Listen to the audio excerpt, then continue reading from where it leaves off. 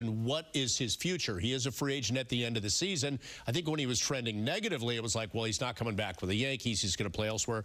What do you think happens here? I think that he has some questions that need to be answered. And I think as we've talked about the Yankees and what they're trying to do across their last 22 games, Severino is trying to make an impression, not just on the Yankees, but on every other team in Major League Baseball because he is a free agent. Here's what I will say about the Severino situation. The Yankees should know him better than any other team in Major League Baseball. Were the first 15 or so starts an aberration and the last 3 or so have been Severino, and that's who he can be going forward? The Yankees are going to have to answer that question. I do think if he performs well across the last few starts, someone's going to take a chance on that arm and a guy who will pitch at 30 next year. Yeah, my question would be, will the Yankees give him a qualifying offer, right? And that'd be a one-year deal. That would be best-case scenario.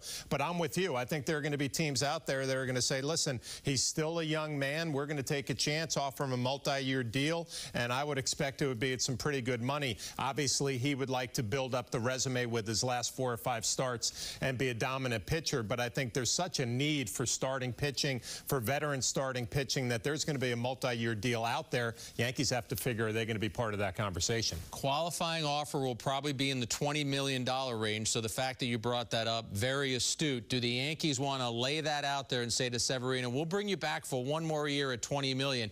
With what his resume has shown this year, I don't think they go in that direction, but let's see what he does across the last few starts and whether or not they have any interest in bringing him back on a multi-year deal.